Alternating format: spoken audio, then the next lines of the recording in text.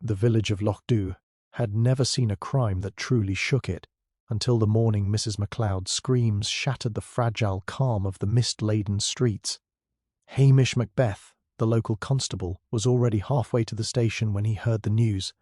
A guest, unknown to anyone in the village, had been found dead in the grand drawing-room of the old MacGregor estate.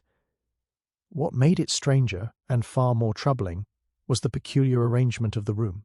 The window was latched from the inside, the door bolted, and yet there were no footprints on the freshly polished wooden floors except those of the household staff, none of whom admitted to seeing the deceased enter. Even the butler, Mr. Rannoch, a man as methodical as a metronome, looked genuinely perplexed, his mouth twitching as though he were trying to form an explanation that wouldn't come. His body lay sprawled across the Persian rug, an almost theatrical collapse, with a single envelope placed carefully atop the chest. It bore no name, just a simple, embossed insignia, a golden stag rampant on a deep crimson background. Inside there was a cryptic note, a single word, "Observe." No signature, no indication of motive. Hamish crouched beside the body, noting the lack of defensive wounds, the absence of a weapon, and the faint scent of bitter almonds in the air. His brow furrowed. Poison seemed likely, yet it wasn't a common choice in Whodunit, and if it were, how had the guest ingested it without anyone noticing?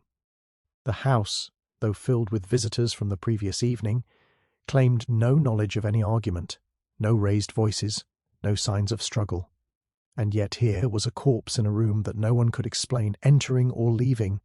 Hamish's mind whirred as he surveyed the scene.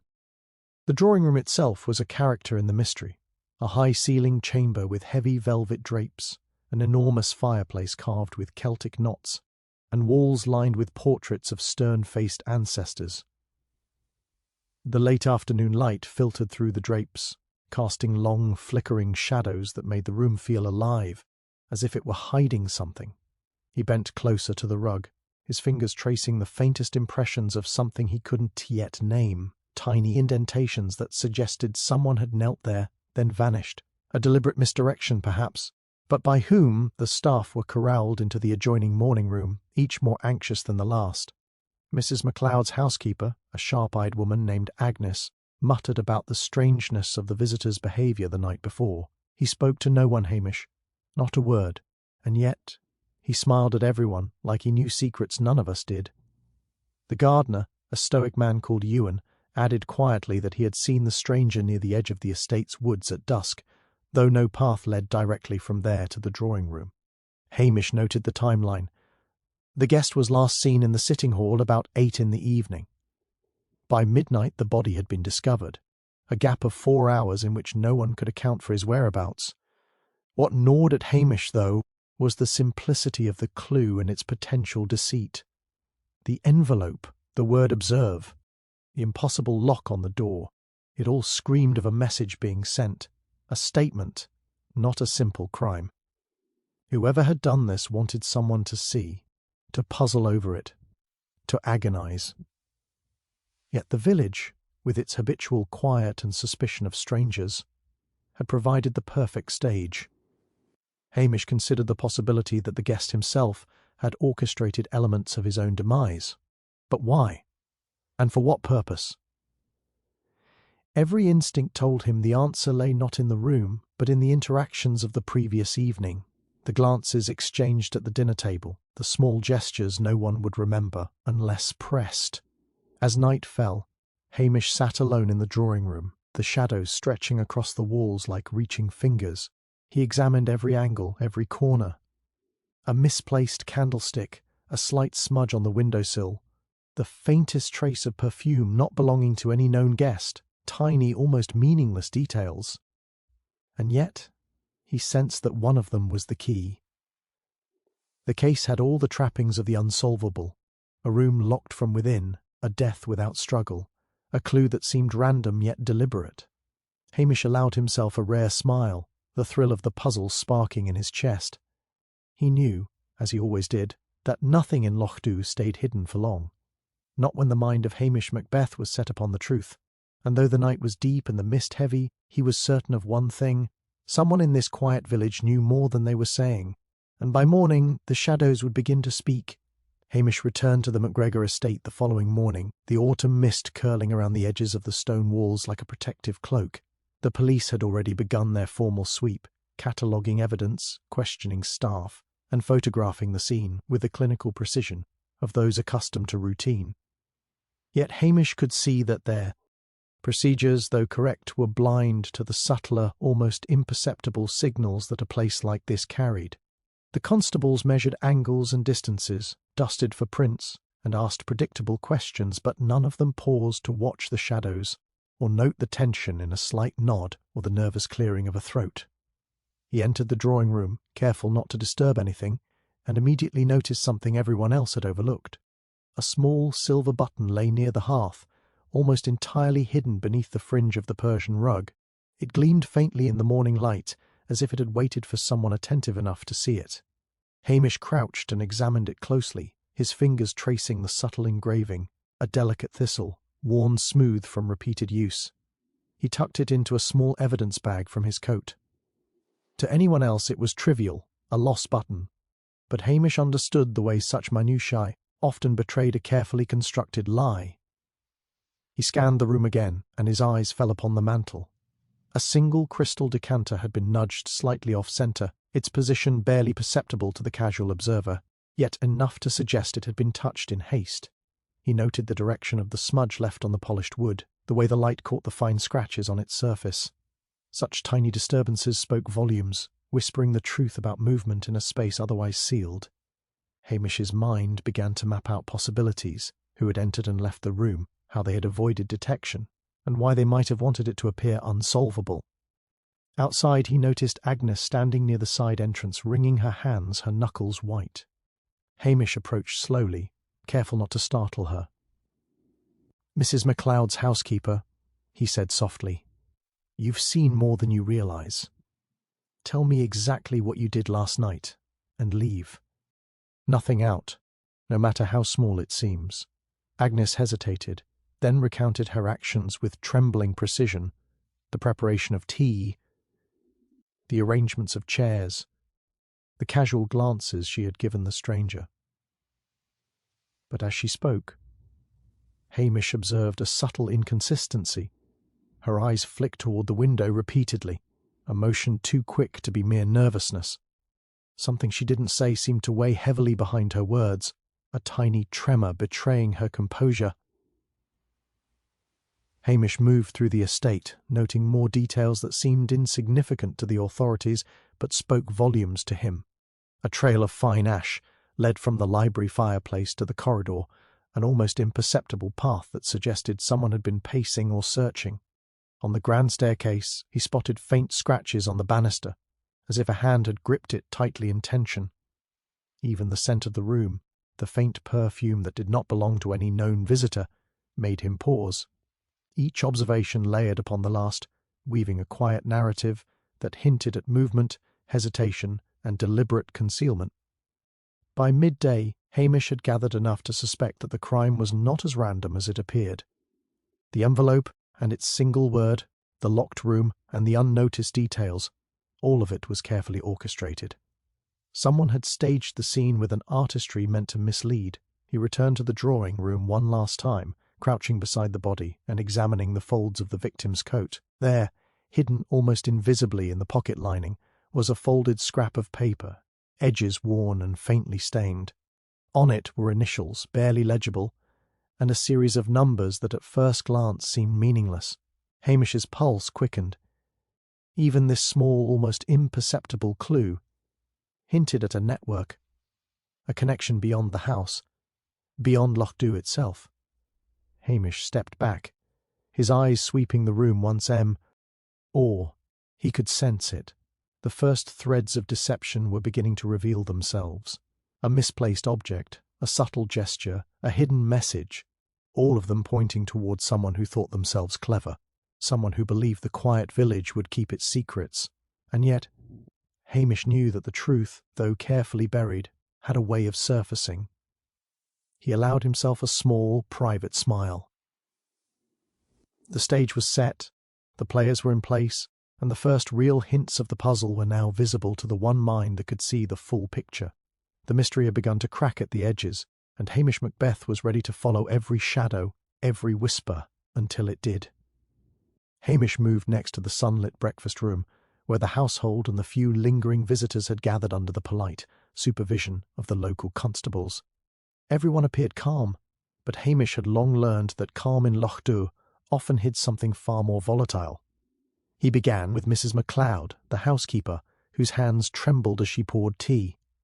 "You mentioned yesterday evening that the stranger spoke to no one," he said gently, "but someone must have seen him at some point. Did anyone try to approach him?" Agnes's lips pressed together. "Only young Fiona, the maid," she admitted, nodding toward a pale, nervous girl seated at the far end of the table.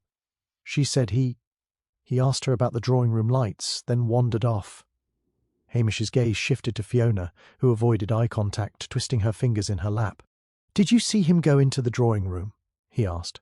The girl hesitated. I thought I did, but when I checked, the door was locked.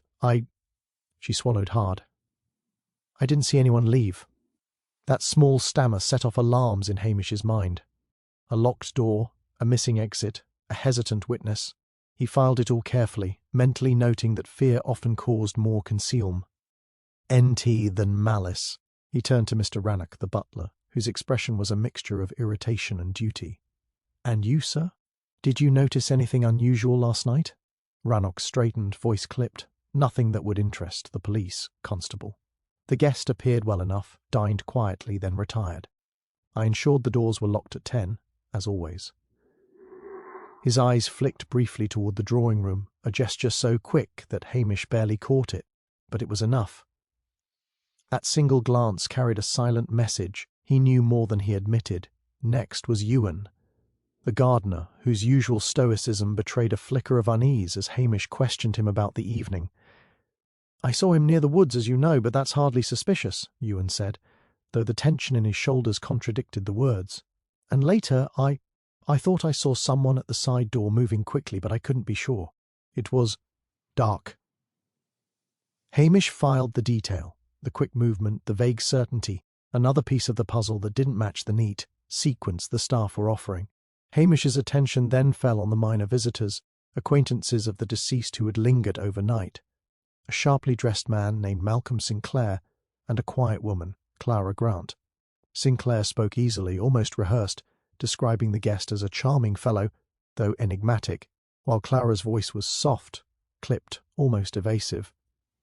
"He didn't speak much to me," she said, eyes averted, "but I noticed him glance repeatedly toward the library. That's all." Hamish noted the emphasis on all, a subtle signal of deliberate omission. Each witness seemed to be guarding a small fragment of truth, willing to share the surface but hiding what mattered most. As he processed their accounts, Hamish began to spot the inconsistencies. The sequence of the guest's movements conflicted slightly with retelling. Some claimed he lingered near the fire, others insisted he remained by the bay window. Small contradictions, at first insignificant, started to accumulate into a pattern. He also sensed the underlying motives. Sinclair's eagerness to describe the deceased as affable suggested a desire to protect a reputation, perhaps his own. Clara's silence hinted at fear or complicity. Even the staff, whose lives seemed transparent, exhibited tiny gestures of concealment, nervous glances, too eager compliance, carefully measured pauses. Hamish leaned back, listening to the murmur of voices and the clinking of teacups. The tension in the room was palpable, a web of deception stretching beneath polite conversation. He understood that truth was rarely offered freely. It was extracted through patience and observation. Each person in that room had something to hide, whether out of fear, loyalty, or self-interest. The pieces of the puzzle were scattered in the subtleties of speech, the fleeting gestures and the unspoken reactions. By the time the questioning ended, Hamish had mapped the invisible lines connecting statements, contradictions, and omissions.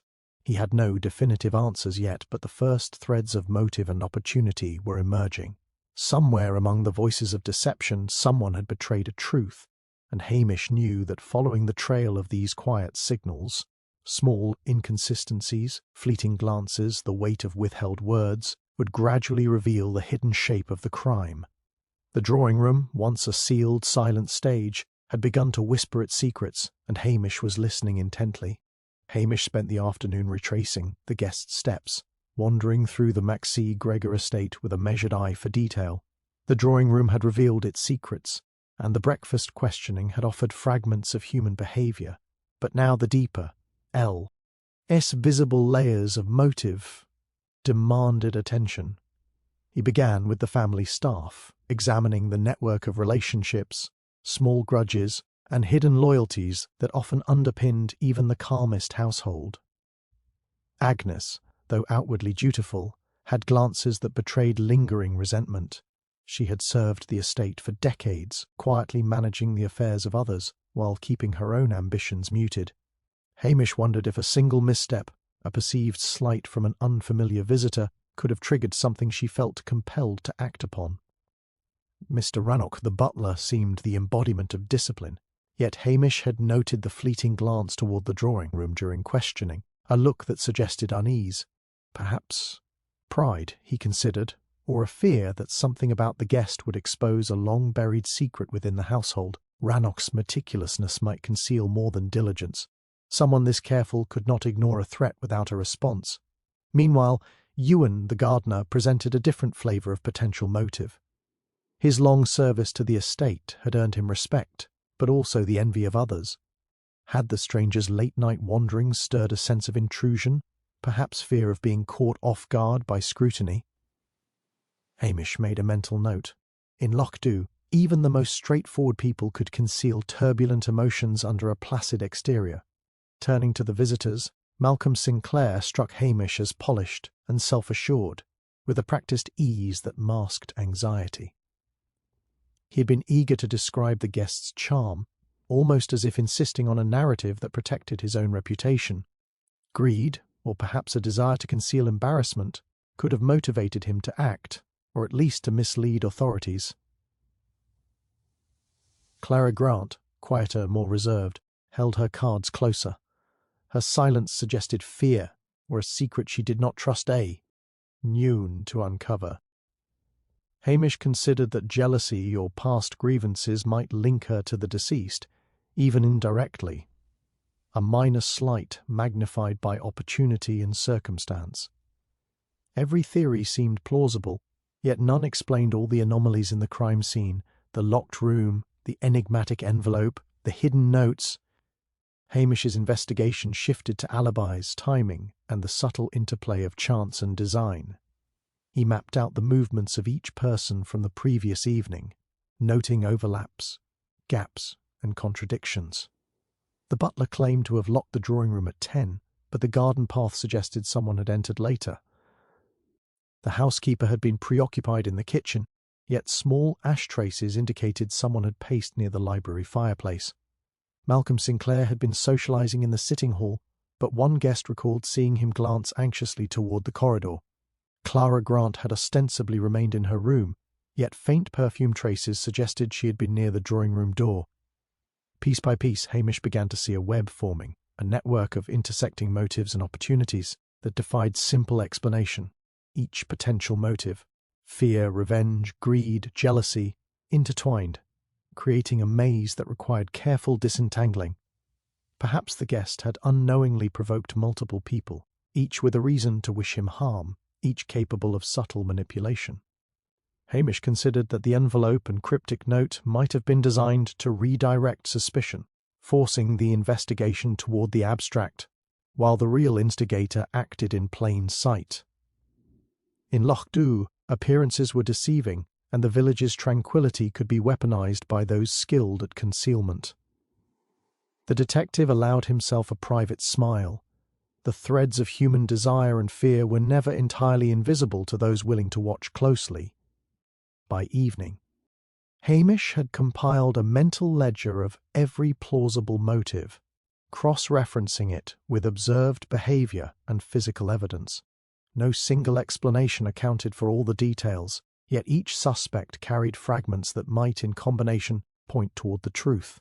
The locked door, the misplaced button, the cryptic note. All of it suggested premeditation, but the reasoning remained obscured behind layers of emotion and concealment. As the last light of day faded over the misty hills, Hamish returned once more to the drawing-room, where shadows gathered in the corners like silent witnesses. He could feel the pulse of the hidden drama, the tangled motives converging toward a revelation. Somewhere within this maze of human desire, deception and fear lay the answer, and Hamish Macbeth, patient and unyielding, knew that unravelling it would require more than observation. It would demand understanding the hearts of those who stood before him.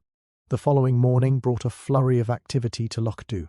The local constables had found what they deemed the smoking gun, a fragment of a torn letter discovered in the garden, partially hidden beneath a hedge near the path leading to the drawing-room. It contained a few hastily scrawled lines implicating Malcolm Sinclair in some form of clandestine meeting with the deceased. The police were jubilant, their excitement spilling into the streets as they prepared to announce the case solved. Hamish watched them with a measured detachment, noting the eagerness with which they jumped to conclusions. To the authorities, the fragment was evidence. To Hamish, it was only a piece of a puzzle still largely incomplete. He examined the letter under the weak morning light, tracing the shaky script with a finger gloved against the chill. The words themselves were peculiar. They suggested an appointment, a secret rendezvous, but lacked the context necessary to define motive or opportunity. Hamish's intuition warned him that the fragment was deliberately placed, as if meant to redirect attention. He recalled the way the guests' behaviour had seemed both secretive and performative, how the witnesses had all given partial truths, and how the physical evidence, the button, the crystal decanter, the faint ash trail, didn't align with the idea of a single, straightforward confrontation. The police arrived with Sinclair in tow, ready to interrogate him under the assumption that the case had been cracked. Sinclair maintained his usual composure, though Hamish noticed a flicker of tension in his eyes when the letter was mentioned. The room hummed with the expectation of confession, and the constables leaned forward, eager for a dramatic revelation. Hamish allowed them their moment, quietly observing Sinclair's posture, his subtle gestures, the way he shifted his weight from foot to foot. There was nothing overtly incriminating, yet the man's ease seemed calculated, too controlled, as though he anticipated the old Hority's eagerness and intended to exploit it. After the brief interrogation, the police declared the matter settled, congratulating themselves on a job well done. "It's all here," one constable said, slapping the fragment of paper against the table. "The motive, the meeting, the opportunity. It all points to Sinclair." Applause and murmurs of relief rippled through the room. The villagers, who had gathered to witness the drama, nodded solemnly, satisfied that justice had been served. Hamish, however, felt a quiet unease settle over him. The evidence was tidy, neat, almost too convenient. Something in the choreography of the investigation, the timing, the placement of the fragment, the sudden rush to judgment, felt orchestrated. Returning to the drawing-room once more, Hamish allowed his eyes to wander over the familiar contours, noting how the shadows shifted across the walls and how the faint perfume lingered stubbornly near the window. The button he had found, the cryptic note, and the peculiar arrangement of objects all remained unaccounted for by the supposed solution. The room, silent and cold, seemed to hum with the awareness of a truth still concealed. Hamish realized that the real culprit was cleverer than the authorities anticipated, someone who understood the simplicity with which people accept surface explanations. As the day stretched into evening, Hamish observed the household and remaining visitors. Their behaviour carried subtle hints of relief, or perhaps anticipation. Agnes and the other staff moved about with practised normalcy, yet the faintest glances exchanged between them suggested knowledge not shared. Sinclair, now ostensibly cleared of suspicion in the eyes of the police, walked through the estate with an unshakable poise, his expression unreadable. Clara Grant remained distant, her quiet watchfulness undisturbed by the constable's triumph. The patterns Hamish had observed before were unchanged.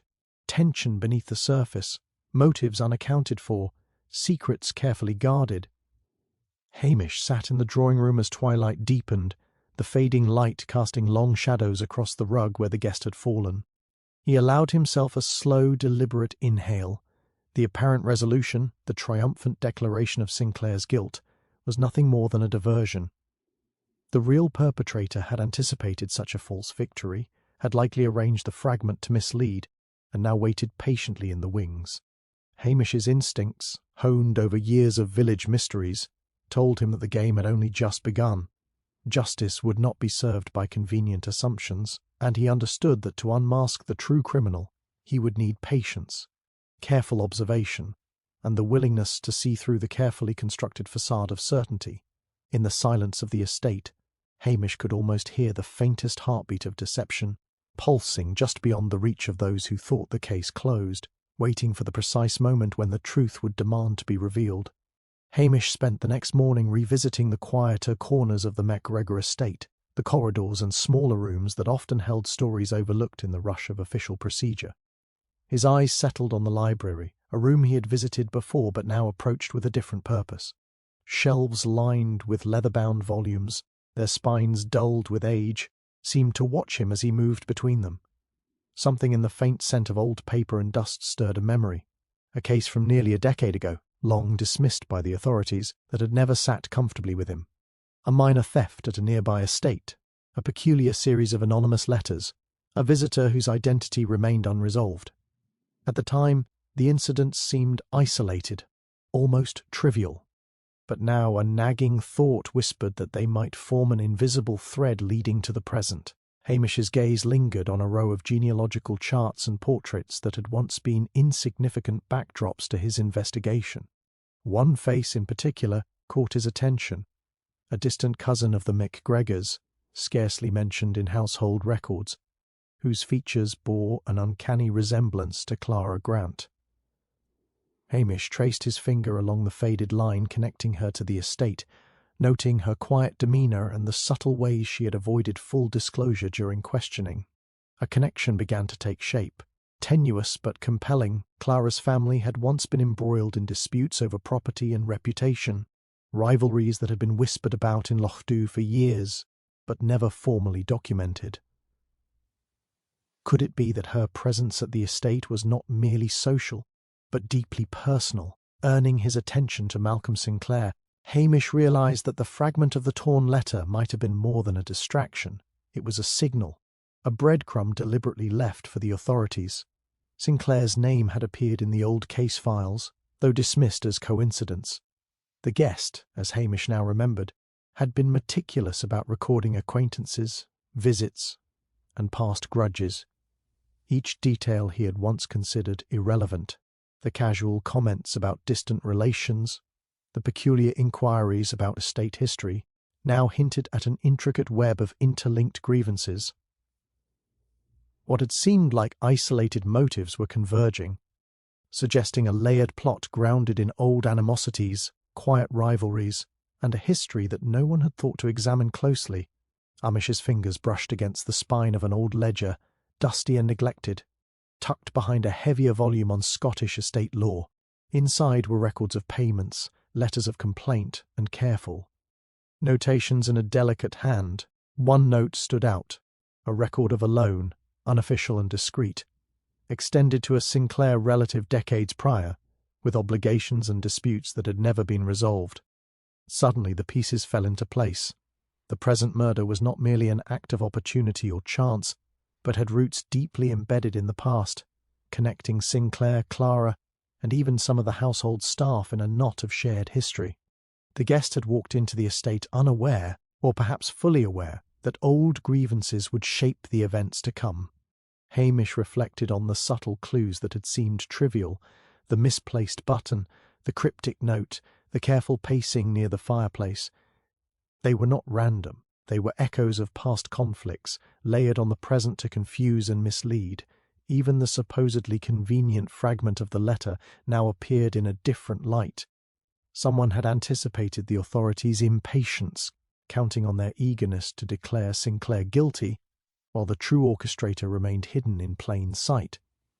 The threads of history and motive were tangled so tightly that only someone attuned to both human behaviour and the shadows of the past could begin to unravel them. By afternoon, Hamish had compiled a rough mental map of connections, linking the visitor, Sinclair, Clara, and various members of the estate staff through decades of disputes, debts, and grievances. The crime was no longer merely a question of opportunity or chance.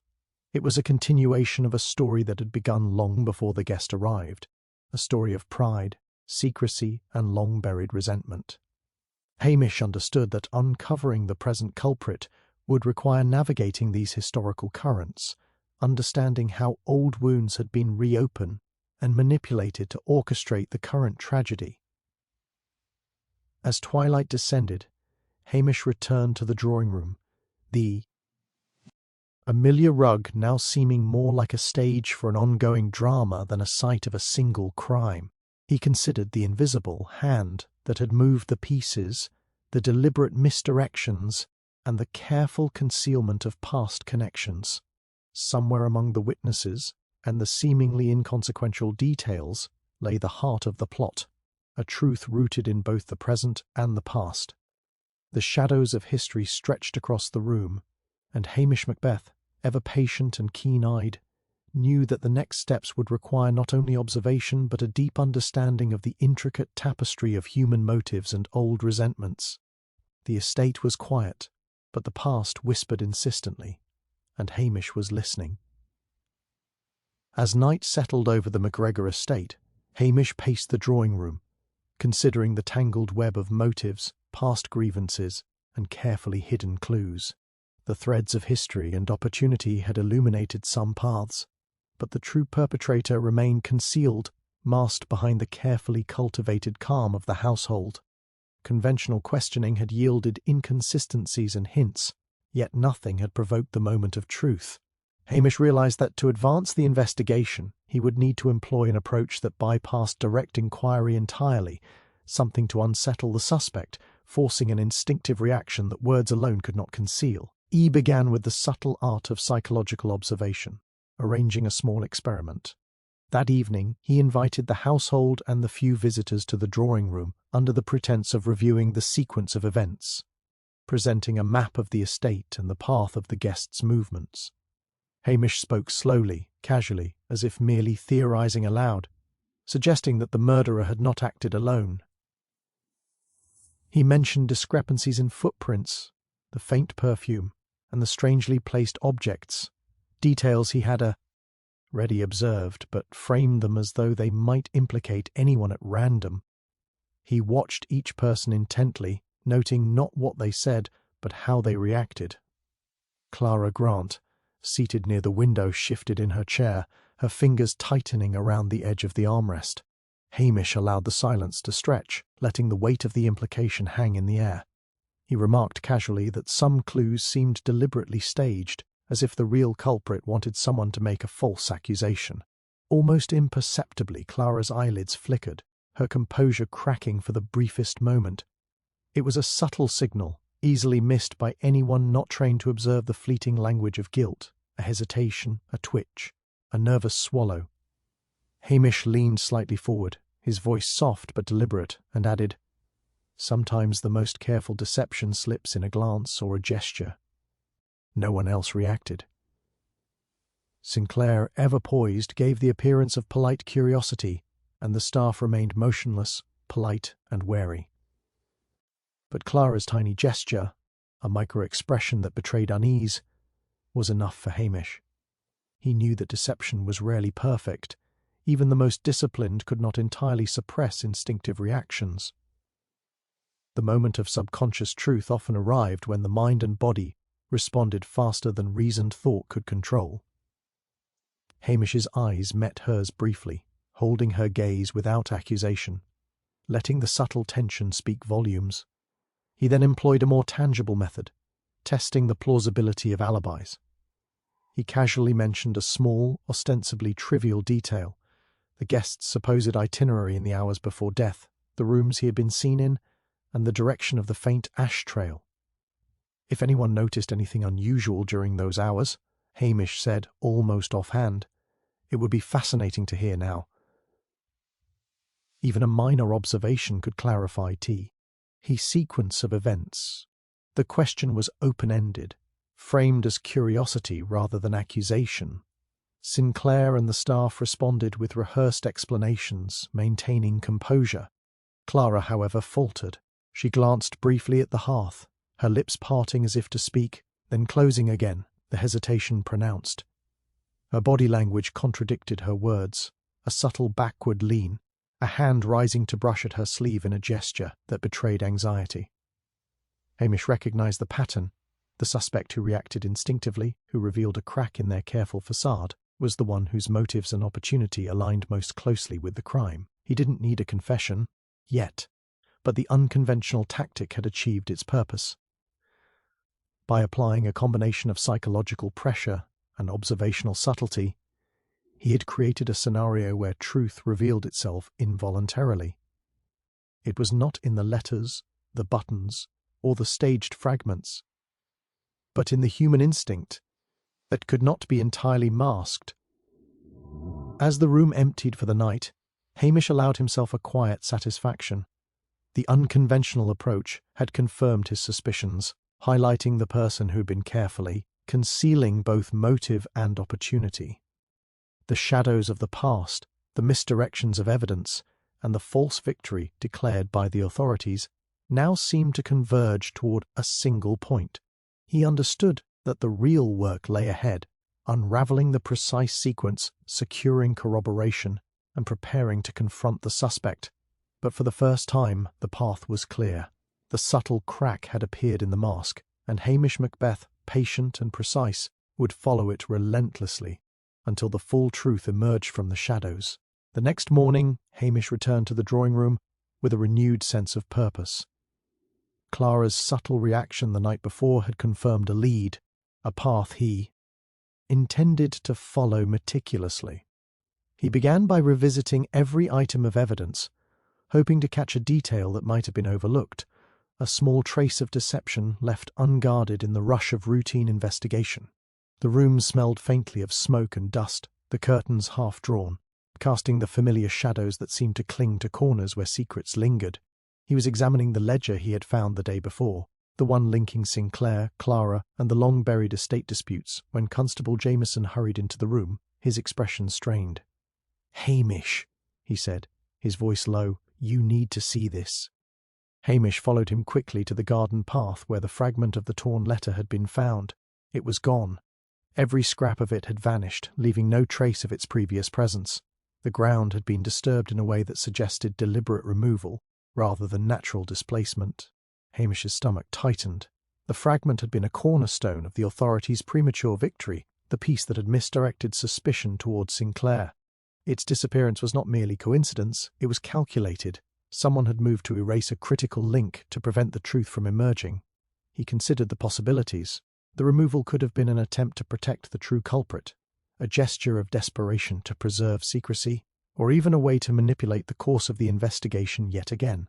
Whoever had done this was paying close attention, anticipating the detective's moves and acting preemptively. Inside the drawing-room, Hamish carefully checked the envelope and the cryptic note, ensuring they were still in place. They remained untouched but no longer sufficient on their own. The button, the faint perfume, the ash trail, all the subtle cues he had relied upon now carried even more weight. Hamish's eyes scanned the room, noting the precision with which the space had been maintained, as if the perpetrator had walked in and meticulously erased the fragment's existence. The sense of control, the careful orchestration, was chilling. Someone was watching the investigation, moving like a shadow in step with him, anticipating every observation. He called the staff together once more under a pretext, observing them while pretending to recount the prior day's events. Their faces were masks of concern, but small reactions caught his attention. Mrs. MacLeod hesitated slightly when the missing fragment was mentioned, her fingers gripping the edge of her apron. Sinclair's composure remained intact, yet a barely perceptible flick of the eyes betrayed alertness. Clara, ever quiet, seemed almost imperceptibly tense, as if bracing herself for a confrontation that had not yet come. Hamish noted these cues, filing them alongside every other subtle inconsistency. The sense of urgency tightened like a vice. The removal of evidence elevated the stakes. The true perpetrator was not passive but active, willing to manipulate the investigation to maintain concealment. Trust, already fragile among the household and visitors, became even more tenuous. Every word spoken, every gesture made, now carried the possibility of concealment or misdirection. Hamish knew he could no longer rely solely on observation of past events. He would need to anticipate the next move, predicting the subtle ways in which someone might attempt to divert attention again. By evening, Hamish sat in the drawing room alone, the fading light spilling across the Persian rug like liquid gold.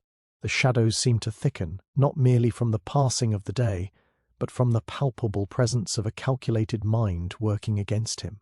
The vanishing fragment had shifted the balance, transforming the investigation into a duel of wits between detective and culprit. Yet Hamish felt a quiet surge of determination.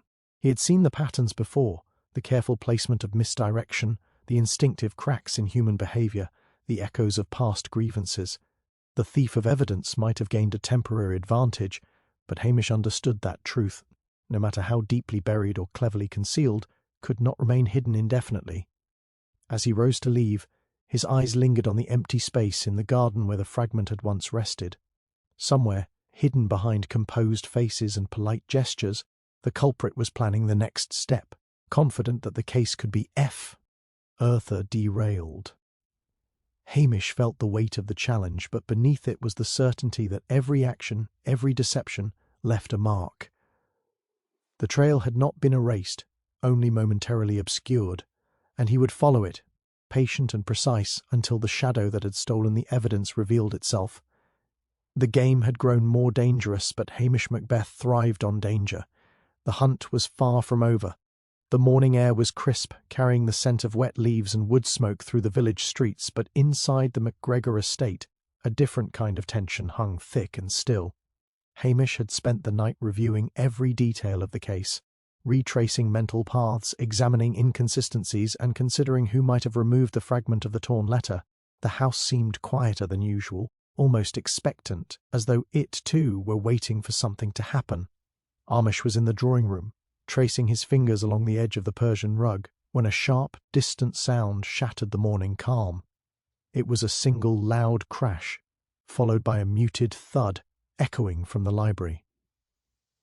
Instantly alert, Hamish bolted from his chair, nearly tripping over the ottoman as he sprinted down the corridor. The staff were already stirring, wide-eyed and startled. "What is it? What happened?" Mrs. MacLeod stammered. Hamish held up a hand, signalling for quiet bar. Henny reached the library. The scene made his heart skip a beat. The room had been upended. Books scattered across the floor, a chair overturned, and the small ledger he had been examining only hours earlier now missing. Even more alarming, the glass of the display cabinet that held a few delicate heirlooms was shattered, fragments glittering in the morning sun, and on the floor, partially concealed beneath the debris, was the body of Malcolm Sinclair. His eyes stared blankly, and a thin trickle of blood marked east side of his temple. Hamish crouched beside him, checking for any sign of life, but the grim truth was immediate and undeniable. The suddenness of the murder, so close to the centre of the investigation, electrified the house with panic. Staff whispered, some trembling, some frozen in disbelief. Clara Grant, who had been standing quietly near the doorway, paled to a ghostly shade, her fingers clutching the doorframe. Hamish raised a calming hand, his voice steady but firm. "Everyone, remain where you are. Do not touch anything. We must observe, not interfere." He allowed the initial shock to settle briefly, then began a rapid survey of the scene, scanning for clues, signs of struggle, or evidence of forced entry. Nothing suggested that anyone had entered from outside. The windows were latched, the doors bolted. The chaos appeared sudden, executed by someone who knew the layout intimately. Hamish's mind raced as he pieced together possibilities. The timing of Sinclair's death, coinciding so closely with the disappearance of the torn letter fragment, indicated that the perpetrator was watching the investigation with unnerving precision. Someone was orchestrating events in real time, leaving not just a trail of misdirection but now a path of escalating violence. Hamish's eyes fell on Clara again. She seemed frozen, yet the subtle shift in her stance, the way she inhaled sharply and a single shoulder twitched, caught his attention. He didn't act immediately, instead observing the micro-expressions, the tiny inconsistencies in her composure. Her presence, close to the scene yet oddly unscathed, suggested a proximity to the act but also an instinctive awareness of the danger. Hamish noted the faint scuff marks near the rug's edge and the slight movement of a floorboard beneath her feet. Small, almost invisible, but enough to hint that she may have been more involved than previously thought. Hamish signalled for the staff to secure the other rooms, and began cataloguing the immediate physical clues. The attack on Sinclair had been deliberate and swift, yet precise enough to avoid any missteps. This was no crime of passion. It was calculated, designed to send a message. The villain was not only several steps ahead, but audacious enough to escalate the stakes while the investigation continued in plain sight. Hamish understood that the balance had shifted. This was no longer merely about uncovering a historical motive or unravelling past grievances. It was about preventing the next act of violence before someone else fell victim. As he examined the room, a chill ran down his spine. Whoever had orchestrated these events had intimate knowledge of the estate, its inhabitants, and the pace of the investigation. The web of deception was tightening, and Hamish realized that patience alone would not suffice. The villain was daring, methodical, and watching closely. Hamish adjusted his approach, knowing he would need to act with both subtlety and speed. Every gesture, every observation, every hidden instinct would count. The game had shifted from solving a past crime to surviving and outmanoeuvring a calculating adversary who had made it clear. The shadows of Whodunit still concealed deadly intentions, and the next move could be fatal. Hamish sat alone in the drawing-room late that evening, the house steeped in an uneasy silence. The shock of Sinclair's murder still hung in the air, yet his mind, as ever, refused to rest. He spread the scattered notes, the observations from the past days, and the subtle details he had catalogued, tiny cues dismissed by others as inconsequential. He revisited each, running through their implications with the methodical patience of a man accustomed to seeing what others overlooked. The button from the drawing-room, the faint ash trail, the cryptic note, Clara's fleeting gestures, the disappearance of the torn letter fragment, none of it made complete sense alone. But Hamish had long known that significance often lay in patterns, not isolated facts. He leaned back, recalling the seemingly trivial things noted during conversations. The soft way Clara had always adjusted a loose cuff on her sleeve whenever she was uneasy. The subtle glances Sinclair gave toward the library, almost as if anticipating something, even the placement of a decanter slightly askew on the mantel. It was too deliberate to be accidental. Hamish's gaze lingered on the Persian rug, tracing the invisible paths he had mapped in his mind. Then it struck him. The chaos, the disturbances, the micro-reactions, they all pointed to movement along a single, precise route through the estate. Each event, each small signal was not random, but part of a sequence orchestrated with care. Hamish's eyes fell upon the drawing-room chair, where he had first noted Clara's subtle unease. He remembered the exact gesture, a shoulder that had twitched the tiniest fraction when he mentioned discrepancies in the guest's movements. At the time it had seemed trivial, perhaps even incidental, but in retrospect it was consistent with the pattern of deception threaded through the house. Every seemingly minor reaction now connected to others. The offhand comment about noticing footprints in the corridor, the hurried clearing of the hearth by a staff member, even the slight misplacement of the ledger in the library. Each piece was a signal, a calculated mark left for the observant eye, or perhaps a misdirection meant to lure the unwary. Hamish rose and walked the length of the room, pacing slowly as he reconstructed the timeline of the guest's arrival, the interactions at dinner, and the final hours before Sinclair's death. He imagined the movements of each suspect, overlaying them with the subtle hints he had catalogued. The fragments of past grievances, the stolen the vanished evidence, all began to coalesce into a clearer picture. One detail, which had seemed inconsequential at the time, now revealed its significance, the way Clara had positioned herself near the window that overlooked the garden path. It was as though she had been monitoring arrivals, anticipating departures, observing without being observed. That single habit, a position she took repeatedly, unnoticed by others, suddenly made sense as part of a pattern of control, a surveillance tactic designed to maintain an advantage. Even the timing of Sinclair's murder fell into place. It was not an impulsive act, but a calculated escalation, occurring at a moment when the investigative focus was momentarily distracted by the missing fragment. Hamish realized that the perpetrator had studied human behavior as much as the estate itself, predicting how each person would react to the staged evidence, the misdirections, and even the micro-observations. The crimes were not isolated. They were connected through an underlying rhythm, a pattern deliberately concealed in plain sight. Hamish allowed himself a brief, private smile. The key to the case had been here all along, not in some hidden vault or obscure document, but in the subtle, repeated behaviors, the tiny reactions, the gestures and habits that no one else had noticed. He now understood that observing these minute details and interpreting their relationships was the only way to anticipate the perpetrator's next move. The chaos and misdirection that had seemed so overwhelming were, in reality, threads forming a coherent design, one that revealed not only the identity of the manipulator, but also the precise logic behind the sequence of events. With the pattern emerging so clearly, Hamish felt the first stirrings of confidence since the second murder.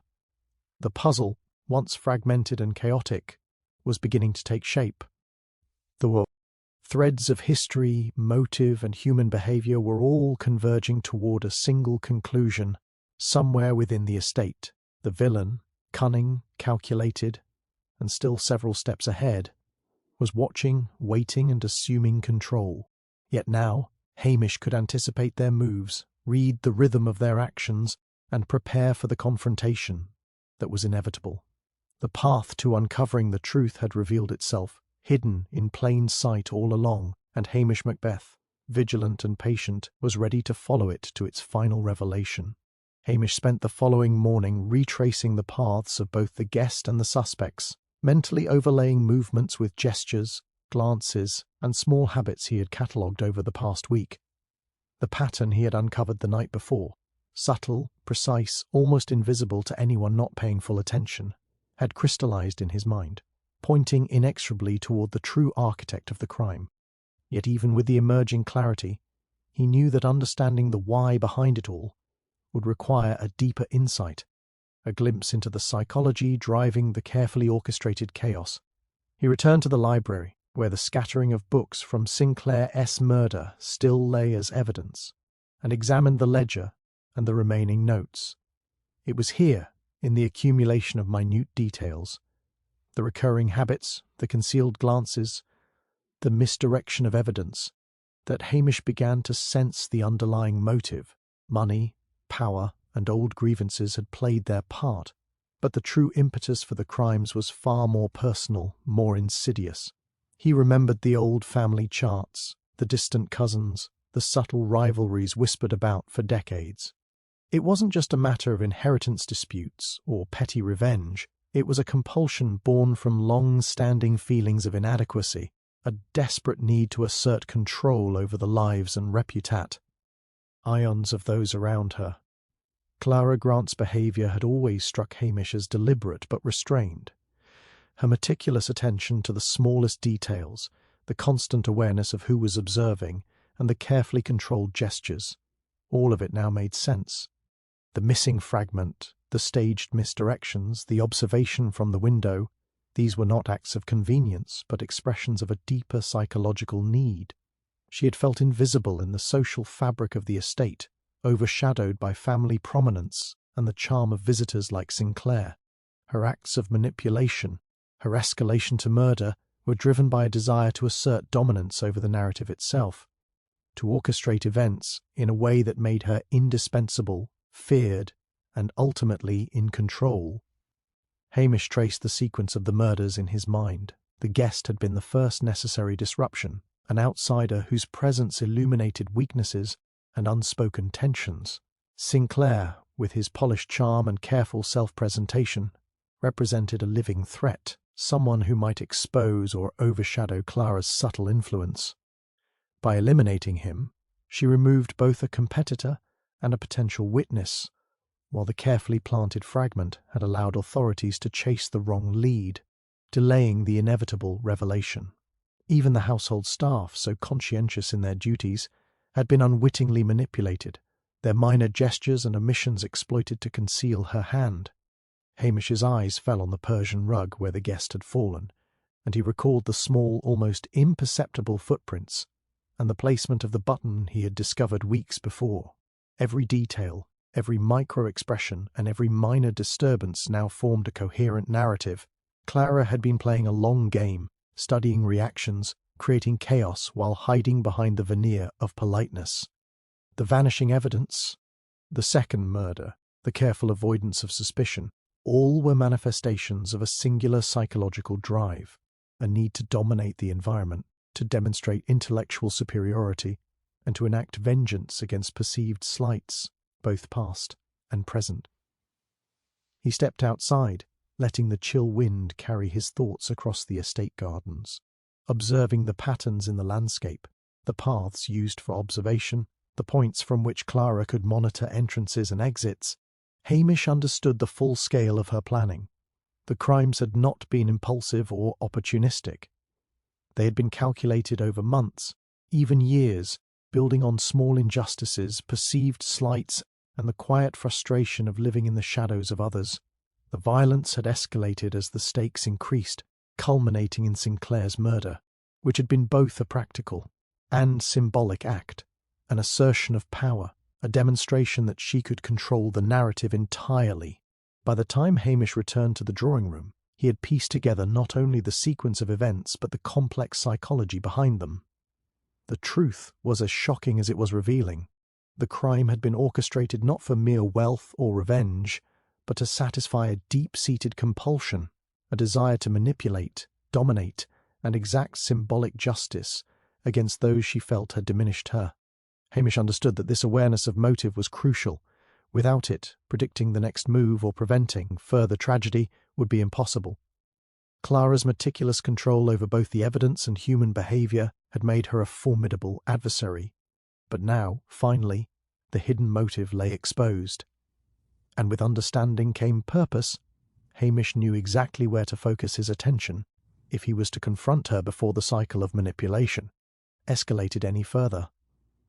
Hamish spent the late afternoon preparing for the inevitable, the confrontation, carefully arranging both his thoughts and the environment. He had reconstructed the sequence of events, traced Clara Grant's movements, and now understood the full scope of her psychological drive, the compulsive need to manipulate, to dominate, to orchestrate chaos while remaining untouchable. The estate, with its winding corridors and vantage points, was as much a part of her plan as any hidden fragment or misdirection. To confront her, Hamish would need more than reasoning. He would need strategy, patience, and the unshakable composure he had cultivated over years of solving the impossible. He summoned Clara to the drawing room, under a pretense of reviewing the day's findings, deliberately leaving the room otherwise empty and ensuring the windows and doors were securely fastened. The faint smell of the hearth mingled with the lingering perfume Hamish had noted before, and the afternoon light fell across the Persian rug, casting long, deliberate shadows. Clara entered, her expression polite but guarded, the smallest flicker of wariness crossing her eyes as she took in the empty room. Hamish allowed the silence to stretch, letting the weight of expectation settle over them both. "Clara," he began, his voice calm, measured, "we've been through the evidence carefully and I've reviewed the patterns of last night and the preceding events. There's something you need to understand. Nothing has escaped observation. Every movement, every hesitation, every micro-expression has been noted. Even the disappearance of the fragment and the escalation to Sinclair, it all fits together." He paused, letting the words sink in. Clara shifted slightly, as though balancing between feigned composure and instinctive anxiety. "You see," Hamish continued, pacing slowly across the room, "the sequence is precise. The removal of evidence, the placement of objects, even your attention to small details like positions near windows and subtle gestures, all of it is part of a deliberate design. It's not simply about money or revenge, is it? It's about control, You've orchestrated these events to assert dominance, to manipulate perception, and to demonstrate your intellectual superiority." Clara's hands trembled slightly at her sides. For the first time, Hamish noticed the imperceptible quiver in her lip, the brief narrowing of her eyes. She opened her mouth as if to speak, hesitated, and then remained silent. The room was charged, the air taut with anticipation. Hamish leaned against the mantel, his eyes never leaving hers, reading the subtle cues he had catalogued over days. He understood now that her need for control was matched only by a fear of exposure, a delicate balance that could crack under the right pressure. "You think you've stayed invisible," Hamish said softly, "that every misdirection, every careful placement, every small gesture has kept you safe. But patterns cannot be erased, Clara. Even the smallest signals reveal the truth if one knows how to look." He allowed a beat, then gestured toward the Persian rug. "All the pieces, from the button to the ash trail, the missing fragment, the library ledger, point toward you. There's nowhere left to hide. You understand what that means." Clara's composure finally faltered. Her voice was low, almost a whisper.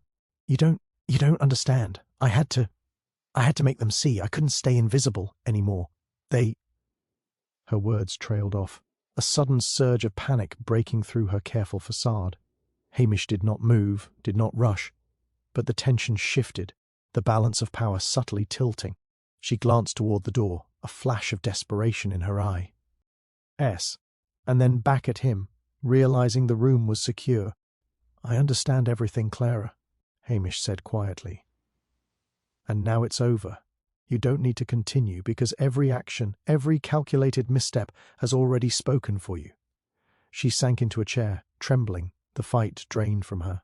The revelation, the inevitability of exposure, had broken the carefully constructed persona she had maintained. Hamish stepped closer, gently but firmly, and closed the space, ensuring that any last attempt at escape or deception was impossible.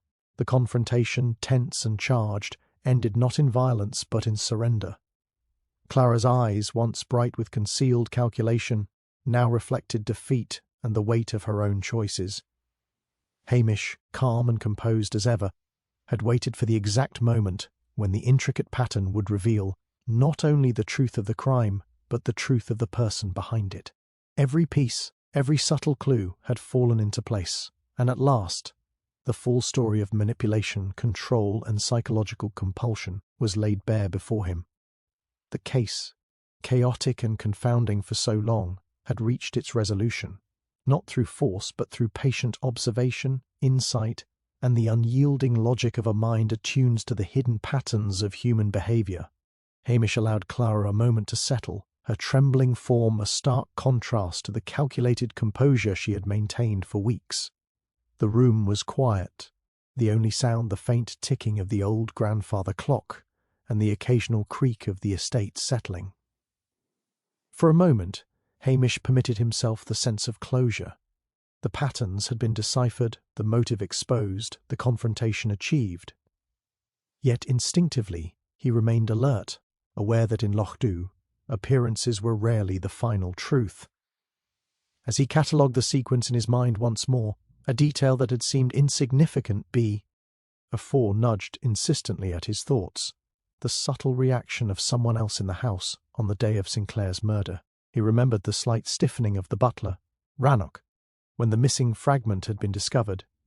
At the time, it had seemed routine discomfort, a response to the chaos. But now, in the context of Clara's confession, that moment seemed oddly pointed, a flicker of anxiety that did not match the evidence as it was understood. Hamish's eyes narrowed. Instinct told him to examine it further. He requested that all the staff remain in the drawing room while he retraced the day's events, speaking casually but observing every micro-reaction. "The sequence of events is clear," he began, his voice calm and controlled, from the guest's arrival to Sinclair's unfortunate end. "But we must ensure that every piece of evidence aligns perfectly with the narrative, that there are no anomalies left unnoticed." The words were deliberately neutral, designed to provoke subtle cues without accusation. Rannoch, normally immobile in demeanour, shifted slightly, his hands clasped tightly behind his back. A bead of sweat gleamed at the hairline despite the chill of the room. Hamish's gaze lingered, unblinking, cataloguing the unconscious signals that betrayed attention beyond mere concern for the household. Every gesture, every hesitation, now carried potential significance. Hamish walked over to the hearth where the ash trail had first caught his attention and crouched to examine the patterns again. Something about the distribution of the ash, combined with the footprints in the rug and the positioning of the button, had always felt slightly inconsistent. He traced the lines with his finger, considering possibilities. Then it struck him a deliberate misdirection had been employed not by Clara, but by someone who had been present all along, manipulating both her and the investigators. The clever orchestration, the vanishing fragment, the timing of Sinclair's murder, they were a layered strategy. Clara's psychological need for control had been exploited, guiding her to perform acts that served another's ultimate plan. Hamish straightened, his mind racing. "Rannoch," he said, voice measured, "there is something about your behaviour that I have overlooked. You have assisted in maintaining order, of course, but you have also observed carefully. Tell me, did you notice anything about the fragment or the placement of evidence that seemed out of place?" The butler's composure cracked just enough for a telltale response, a quick glance toward the fireplace, then a flick toward the garden path. The realization hit Hamish in a surge of clarity. The true mastermind had not been Clara at all. She had been manipulated, her compulsions leveraged to execute parts of the plan. But the mind orchestrating the chaos had remained behind the scenes. Rannoch had possessed intimate knowledge of the estate, had the patience to anticipate both human and procedural behavior, and had subtly guided the investigation's misdirections while allowing others, like Clara, to assume blame. The careful planning, the psychological exploitation, the timing of each misdirection, it all pointed to someone far closer and far more calculating than anyone had suspected. Hamish's pulse steadied, his mind sharpening into the precise focus for which he was known. He had accounted for patterns, motives, and psychological drives, but the final twist, the revelation that the apparent culprit was a pawn in a greater game, tested his genius to its fullest. Now he understood that to resolve the case fully, he would need to confront the true architect of the crimes, someone whose intellect and patience had allowed them to orchestrate chaos from behind the curtain. The stakes had risen once more, the danger heightened, and Hamish Macbeth, patient and observant, knew that the ultimate challenge lay just ahead. Even as the room seemed to settle, tension coiled like a spring in the air. Clara's eyes were wide with realization, the fragments of her control slipping as the truth dawned, and in the quiet corners of the estate, Hamish imagined the mind that had anticipated every move, waiting for the next step. The game was not over, not by a long shot, and every instinct, every observation, every carefully weighed decision would now be required to catch the unseen hand Baif. Or it struck again. Hamish spent the afternoon mapping the final pieces of the intricate puzzle, retracing Rannoch's movements with painstaking precision. Every gesture, every slight hesitation, every reaction he had observed, now aligned into a coherent sequence. The careful guidance of Clara's compulsions, the timed removal of the fragment, the subtle misdirection of the staff, and the precise orchestration of Sinclair's murder. The butler had been the unseen hand all along, a mind capable of manipulating others with patience, intelligence, and cold calculation. Hamish's heart did not quicken, not from fear, but from the satisfaction of having finally discerned the full scope of the plan. He confronted Rannoch in the study, the room chosen for its isolation and secure exits. The butler's expression remained calm, almost unnervingly so, though a flicker of acknowledgement passed through his eyes. Hamish spoke slowly, deliberately, allowing the weight of observation to settle over him. "Rannoch, I have followed the sequence from start to finish.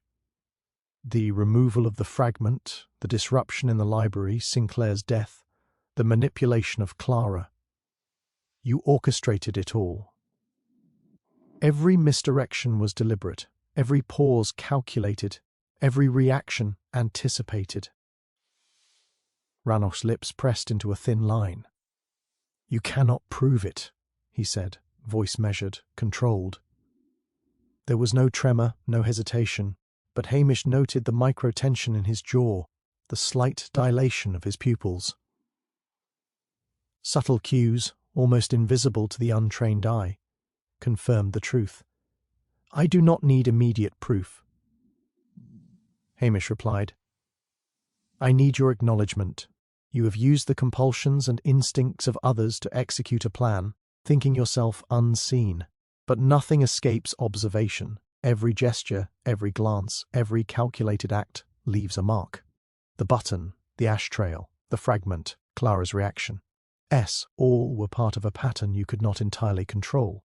He allowed a moment of silence, letting the pressure of recognition build. The butler's facade faltered ever so slightly, a micro-expression of frustration and admiration combined. Hamish recognized it immediately.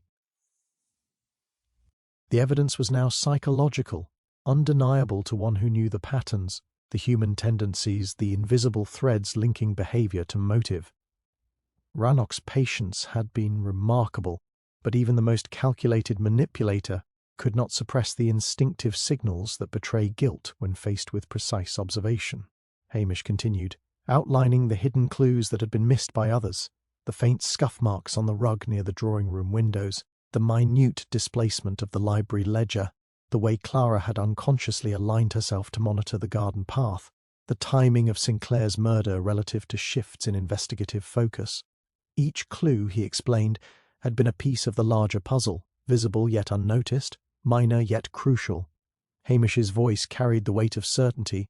He had been a step ahead at every turn, seeing patterns others had ignored. Yet even as he spoke, a subtle shift in the room alerted him. Rannoch's calm composure returned, but his eyes darted to the side window, calculating, considering. Hamish followed the glance and realized the truth.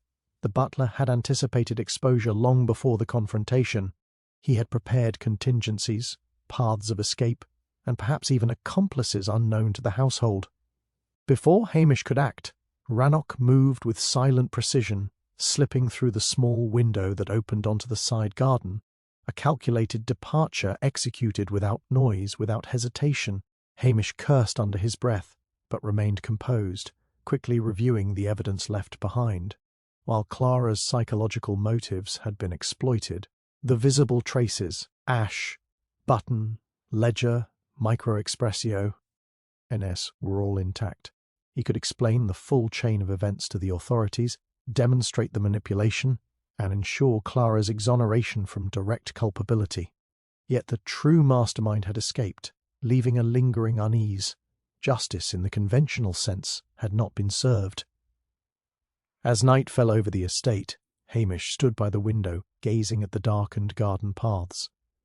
He considered the extraordinary intellect and patience required to orchestrate such chaos, and though the case was technically resolved, a shadow remained. Rannoch's absence did not diminish the clarity of the investigation. Every subtle signal, every hidden pattern, and every overlooked detail had been uncovered. Hamish understood that while he had outmaneuvered the villain in the mind, the physical embodiment of justice had eluded him. Still, Hamish felt no frustration, only a quiet satisfaction. The web of deception had been unravelled, the hidden motives exposed, and the subtle marks that betrayed guilt catalogued with precision. The detective had once again proven that observation, patience, and understanding of human nature could reveal the truth, even when others failed to see it. And somewhere in the shadows of Whodunit, the unseen hand that had guided the chaos remained free. A reminder that in the game of human cunning, the line between justice and escape is often a narrow one. Hamish walked slowly along the quiet village lanes, the evening mist curling around the edges of the cobblestones and the low roofs of Whodunit. The case at the MacGregor estate had reached its apparent conclusion. Clara's role clarified, Rannoch's manipulation exposed, and the chain of events meticulously traced. Yet as he moved, the detective's mind refused to rest, turning over every detail, every subtle cue, every pattern he had observed. Something, however small, tugged at the edges of his consciousness. A fragment of unease that refused to dissolve. He thought of the torn letter fragment, the one that had vanished before anyone else could study it. The act had been clever, no doubt, but Hamish recalled a symbol faintly smudged on the corner, an insignia he had barely registered in the frenzy of discovery. Its meaning had eluded him at the time, but now it resurfaced in his memory, insistently suggesting that the chaos orchestrated by Rannoch might not have been entirely self-contained. Perhaps there was a message embedded in the fragment, a code, or a signal meant for someone outside the household. The thought made him pause, and he drew in the cool night air, letting it settle his mind while simultaneously sharpening his focus. As he passed the flickering gas lamps lining the main street, he replayed Clara's confession, the subtle cracks in Rannoch's composure, and the final escape through the side window. Each piece had its place in the sequence, yet the notion that Rannoch had acted entirely alone seemed increasingly improbable. The intelligence, foresight, and patience required suggested experience, perhaps even training beyond what an ordinary butler might possess. Hamish's instincts told him there might be another hand at work, someone observing, perhaps orchestrating the events from afar, leaving the estate as a chessboard for their own purposes. He paused at the edge of the village square, eyes scanning the dim outlines of buildings and trees. In the shadows of the old clock tower, he thought he caught a figure moving, too slight and fleeting to be certain, yet the observation sent a ripple of anticipation through him. A minor detail, the subtle shift of shadow, became more than a passing curiosity. It was a potential thread to follow, a reminder that the game of observation never truly ends. Whodunit, he realized, had layers of secrets, each one concealing an author. Beneath it, waiting for the patient eye to discern connections invisible to ordinary attention. Even as he reflected on the case, Hamish allowed himself a measure of satisfaction. The puzzle had been solved, motives clarified, manipulations exposed, and a villain's ingenuity mapped and anticipated.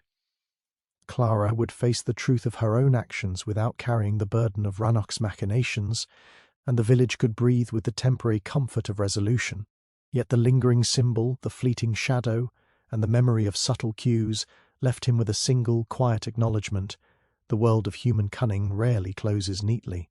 Patterns revealed themselves, but new threads could always appear, and no resolution was ever entirely final. By the time he reached the small bridge overlooking the river, the village lights reflecting like scattered jewels across the rippling water, Hamish paused and looked back toward the estate. The wind whispered through the trees, carrying both the scent of burning peat and the faint, almost imperceptible echo of the past week's events. He allowed himself a slight smile, knowing that though he had outmaneuvered the immediate threats, the mind capable of such careful orchestration could not simply vanish without leaving traces. Somewhere, someone was watching, waiting, or planning, and the subtle signs would reveal themselves, if only one had the patience and perception to see them. As he continued his solitary walk, Hamish felt the familiar thrill of anticipation. The night was calm, yet charged with possibility. Every shadow, every whisper, every unexplored corner of Whodunit promised mysteries yet unsolved. The case had ended in one sense, but the rhythm of observation and deduction would continue, as it always did. Hamish Macbeth, ever vigilant, understood that the world rarely surrendered its secrets completely. And somewhere, in the quiet folds of the village, a question remained unanswered, a thread dangling just out of reach, a promise that the next mystery, intricate and confounding, awaited his return.